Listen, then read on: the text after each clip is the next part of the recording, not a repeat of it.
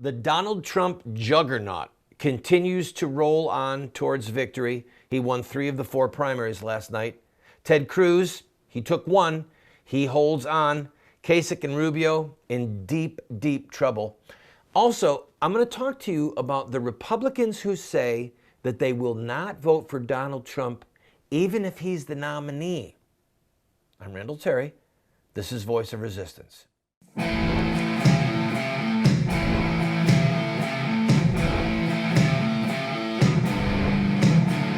Those who forsake the law praise the wicked. Those who uphold the law resist them. Welcome to the Voice of Resistance. Here's your host, Randall Terry. Hi, friend. Welcome to the program. We've got a lot to talk with you about today, and I hope that you can stay with us for this short half-hour program. Donald Trump won Mississippi, Michigan, and Hawaii. He now is at 458 delegates. Cruz, who won Idaho, is at 359. Rubio, static at 151, and Kasich went up to 54. Last night, Trump won 74 delegates. Cruz won 56, and Kasich won 17. Let's look on a state-by-state basis, and then I'm going to make a quick analysis. In Hawaii, Trump took 10 to Cruz's 6. Kasich and Rubio shut out. No delegates. In Idaho, Ted Cruz with a big victory. I said yesterday that Cruz was going to win Idaho. He got 20. Trump got 12 delegates. In Michigan, Trump 25. Ted Cruz squeaked by in the end. Kasich was winning all night as the returns came in, but Cruz actually squeaked by and beat him with the numerical vote, but both of them got 17 delegates, both Cruz and Kasich, and again, Rubio with 0. Mississippi, Trump got 24, Cruz got 13. Trump almost had 50% of the vote. And interestingly, as an aside, between Hillary and Bernie, Hillary won handily. They had just over 200,000 votes cast total. The Republicans had almost 400,000 votes. That's a 2-to-1 margin, which proves one of Donald Trump's points that there is more energy, more people coming out, more new voters coming out, more enthusiasm in voting than there has been in many a decade. But I'm getting ahead of myself. By the way, if you missed yesterday's program, I encourage you to go online, go to voiceofresistance.com. I introduced a new tool for you to use. This is a delegate count sheet. So from now until June 7th, the last primaries, we have created a tool for you to use that shows the state, the date of the primary, the number of delegates at stake, and whether it's a winner-take-all state or a proportional state or any other nuances involved with the voting rules of that particular state. This is a great tool because it puts you in the driver's seat. In other words, you can study the coming primaries and what's already happened, and you can make your own predictions. And you can see when the folks at MSNBC or Fox or at CNN are full of balderdash. Because look, I can do math. The numbers are right in front of me. I also made my predictions. I believe, as I have said for 3 to 4 months now, that Donald Trump is going to win the nomination. And I made my predictions, which I put up and I'm leaving online all the way through June 7th.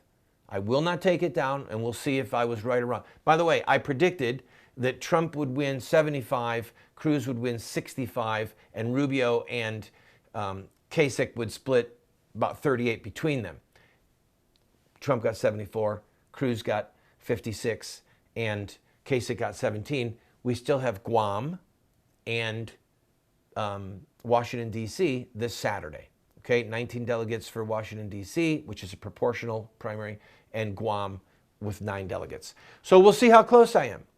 But I think that Trump is going to do a little bit better than I thought he was. I think Rubio is going to get a good number of the D.C. delegates on Saturday, just like he got a lot of Northern Virginia, because it's dense with, you got it, political insiders, lobbyists, people in the Republican establishment whose bread and butter comes from the status quo. All right? So we'll see. I'm going to take a break. When I come back, we'll play a clip from Trump's speech about unity, which is really good. And then I want to use that as a jump off to pull some quotes from a political insider in D.C., actually a sitting elected official, a Republican, who said that he is not going to vote for Trump under any circumstances. I want to use this as a teaching moment. Please don't go away.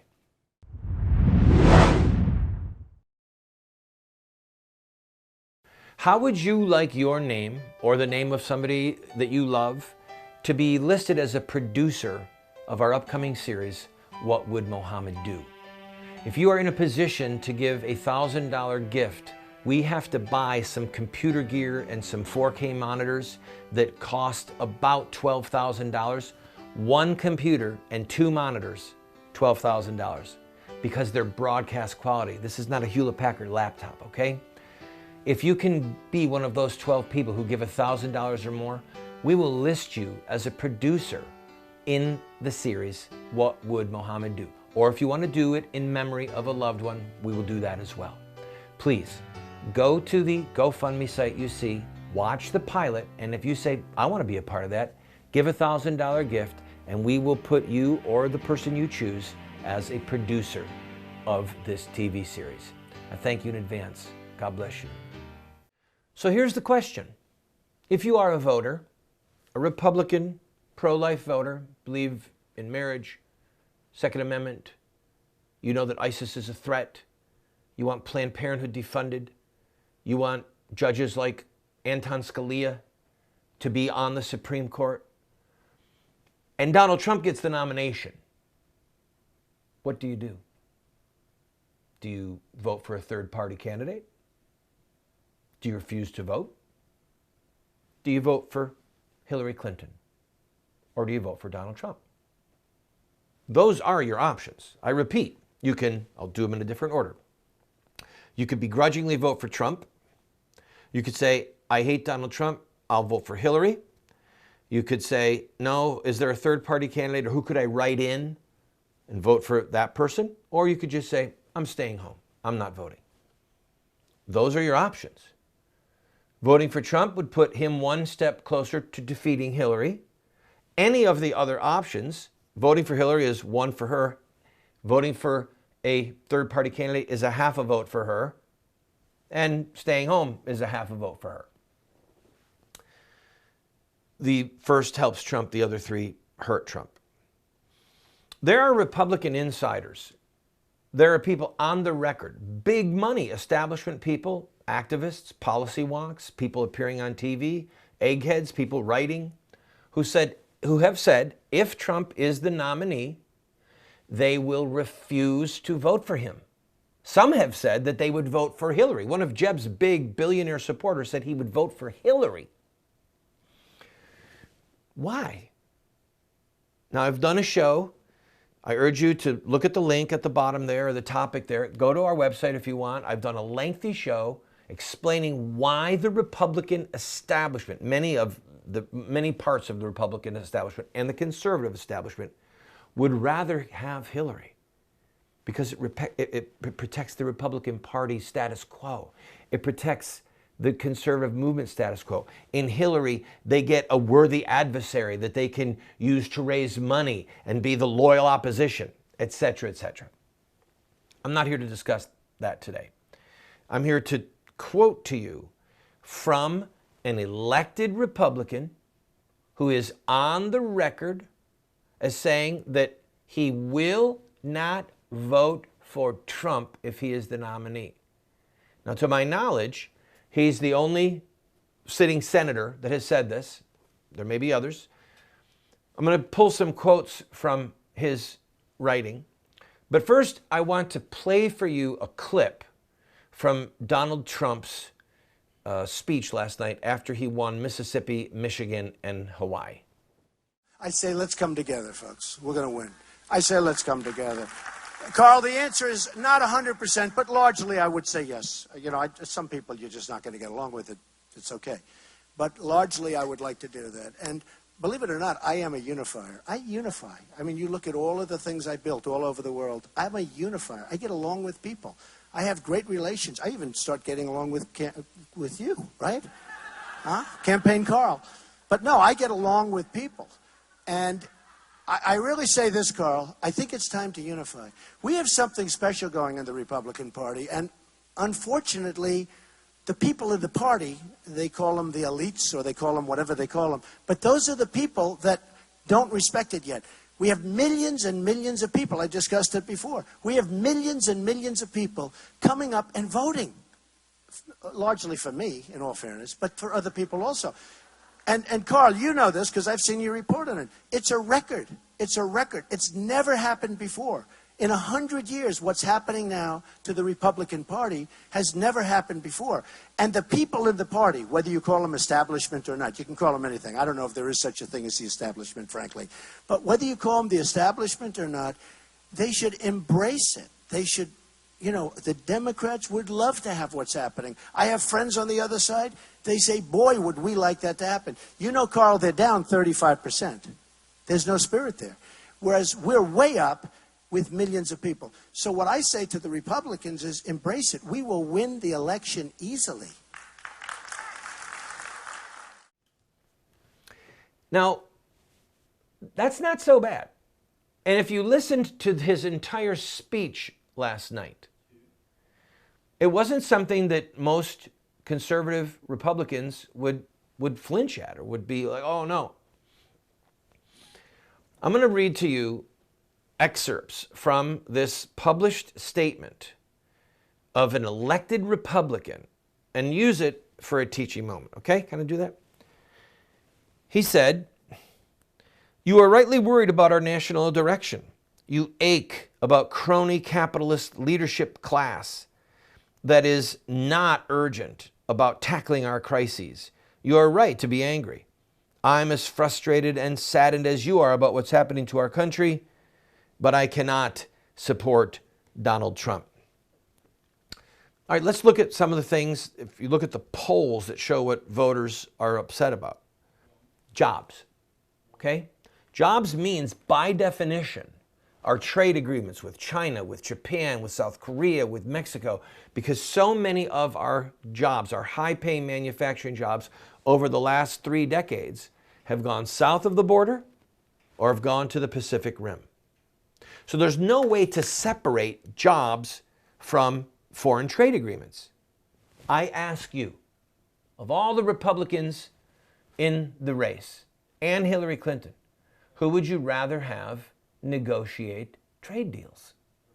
A proven businessman or a policy wonk who's committed to an ideology no matter how much harm it brings to the American worker? Now, I'm going to come back to that, but I want to go over a couple more things. But that point is critical because I actually am a way more of a protectionist than I am a free trader at this point in our history. And I'll explain why in a minute. But first, let's talk about the other things that really are under people's skin. The deal with Iran was a disaster for us, a disaster for freedom. We're going to give tens of billions of dollars to a state sponsor of terrorism. That means that they're a state that pays terrorists to fight and to kill and to murder. Okay? Donald Trump is right on the money with Iran. What has Trump said that's not correct? ISIS. Trump has said he's going to destroy them. He's going to annihilate them. What's the problem? Oh, but he said Putin is doing a good job. Did you know that our number one adversary not too long ago was England? Now we consider them our number one ally. And there was a time when we fought a war with them, and then we fought another war in 1812. So there are things about Putin and Russia that are very alarming. But friends, we are not dealing with the Soviet Union here. We are not dealing with Stalin. We are not dealing with Khrushchev. Don't kid yourself. There have been many changes in Russia, many changes. And it's moving slowly in some areas towards a more open and free society. It just is. Well, they don't have total freedom of the press. Neither does England. Read the laws on English press. It's not America, trust me. So he said that Putin is a strong leader. Putin is a strong leader. I would certainly rather see Donald Trump in a room with Putin than Marco Rubio or John Kasich. And the fact that Putin is taking the fight to ISIS and unfortunately killing civilians in the process, we have to accept that that's a reality. If a terrorist is living in a home and he's using that home as a shield, President Reagan ordered the attempt to drop bombs on Gaddafi and to kill him. President Reagan ordered the bombing of Gaddafi, and Gaddafi survived. One of his kids was killed. It was horrible. It was sad. The kid wasn't the target. Gaddafi was the target. But if Gaddafi is hiding with members of his family and some of his family members die, that's the cost of war at this time in human history. It just is. And don't kid yourself. Look at Hiroshima, Nagasaki, the bombing of Dresden, all right? I don't want to hear feigned outrage. Planned Parenthood, I want to defund Planned Parenthood. So do I. So do I. And Trump has said he will defund Planned Parenthood as long as they're killing babies.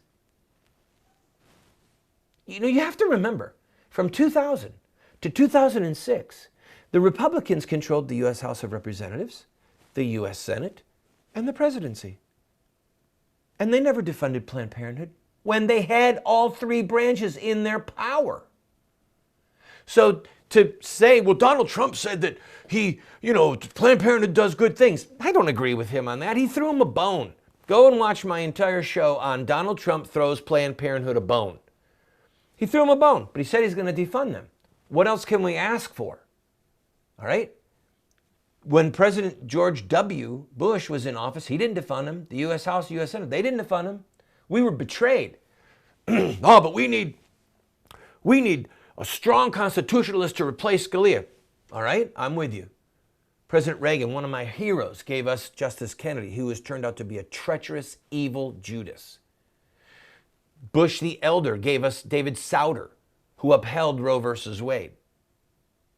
Republican presidents giving us rotten nominees. And then when we had Sotomayor or Kagan coming before the Senate, and the Senate could have filibustered those nominees, Lindsey Graham, the guy who ran for president, then endorsed Bush and is just thrashing Donald Trump, part of the establishment. Lindsey Graham led the fight to make sure that Sotomayor and Kagan could be confirmed. All right? That's the level of treachery and evil that we're dealing with in the Republican Party. So when this elected official says, I'm as frustrated, as sad as you are what's happening in our country, but I cannot support Donald Trump. Well, the things that are happening in our country, Donald Trump is on the right side. He said he's going to support the Second Amendment. I'll grant that a lot of his conversions are new, and that makes me nervous. And there are other people that were running that I would think maybe might make a better president. Maybe Ted Cruz would make a better president. That's not the issue right now, okay? Donald Trump is moving towards the nomination, and I put out on the site how he is going to do it. So the question in front of us is, if Cruz can't stop him, and he gets the 1,237 votes that he needs, the delegates that he needs to be the nominee, are we going to stay at home? Are we going to vote for Hillary? Are we going to vote for a third-party candidate? Or are we going to vote for Donald Trump? I'll be right back.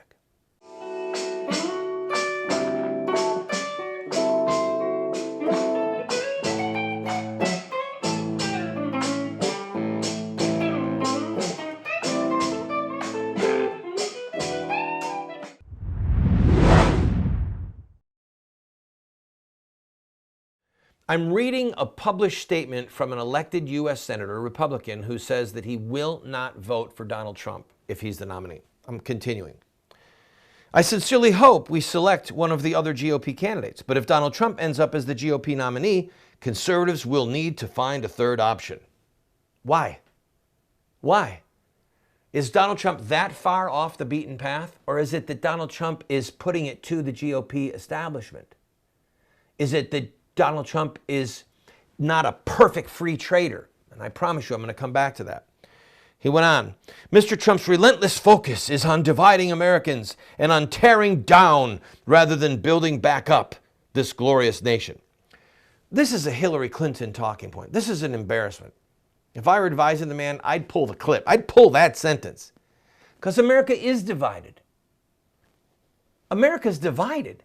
bitterly divided along some lines over marriage, funding Planned Parenthood, killing babies, whether we should have people working, earning their living off the sweat of their brow, and other people should also live off the sweat of their brow. Redistribution of wealth.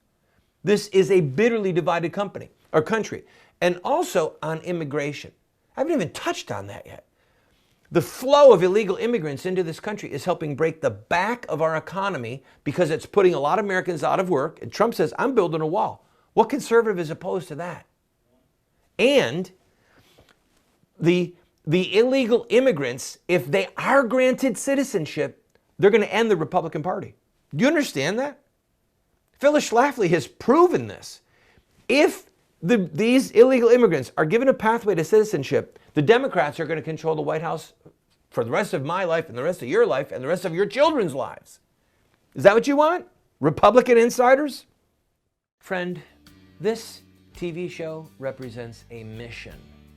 It's to be a voice of resistance to the evil in the land, but also to inspire people like you to take a stand at any level that you might be able to equip you, to inspire you, to challenge you, to give you the rhetorical ammunition that you need. But we still have to pay bills. This program, as you know if you're a regular viewer, we don't spend a lot of time raising money. We don't spend a lot of time saying, oh, you need to buy this and we're going to run. No, we're bringing you a message, but we still have bills that we need to pay. I'm asking you, if you have been blessed by this show, to please go to our website or send a check to the address you see on the screen or call the phone number that you see on the screen and use your credit card and to give $50 or $100 or $500 just to help us meet our normal expenses. And we'll keep bringing you this hard-hitting show. On tomorrow's program, I'm going to continue this discussion regarding Donald Trump's possible attack on the First Amendment regarding libel. We'll talk about the Second Amendment at length. We'll talk about his free trade versus smart trade statements, where I land on that. But I want to take a pause and encourage you to think with me for a minute. What's more dangerous, Judas or Pilate? Well, obviously, Pilate is the one who ordered Christ killed, but Judas is the one who betrayed him. That's one of the reasons that they execute traitors. In other words, Benedict Arnold, he had the keys, literally. He had the way in to West Point, and he was going to give it to the British. We've had traitors in our history that are treated harshly. Okay? The Republican Party is a structure. It's a club. It's a sort of a weird dysfunctional political family. Not a total family, but you know, if you've got a crazy uncle in the basement, you don't give him the keys to the car and you don't let him make big decisions for the country, right? He's your crazy uncle. The problem we have in the Republican Party, the Boehners, the McConnells, and then go down the list, okay? The Lindsey Grahams, the Jeb Bushes, is that these elite, these powerful people, and then the moneyed power behind them, they are perfectly content to sell out our most sacred principles at any minute. At any minute. And listen, I would love to see Ted Cruz as president. And if you're one of the people who does not want Donald Trump as president, and you're in one of the remaining states, you're watching me, then you better get off your hind end and you better work hard for Cruz. Because Kasich is not going to take him out. Rubio's not going to take him out. The only one with the potential to take him out is Cruz. Go to my website and you can see the delegate count for yourself and you figure out the math. You figure out the pathway for Ted Cruz to win, because it's a tough one. And he doesn't have a natural constituency in New York or Delaware or Rhode Island or Maryland or New Jersey like Donald Trump does. So Cruz is in trouble. But if Trump does get the nomination, he at least in part upends the GOP establishment that has betrayed us repeatedly, and the conservative establishment that has used us and betrayed us repeatedly. And he will in part upend the Clinton-Obama machine. Clinton has his own machine. The Clintons do. And Obama has his machine. And they are in a wedding right now, a shotgun wedding. And if Trump wins the nomination, he might take them both out at once, or at least break a political kneecap. That's a nice twofer.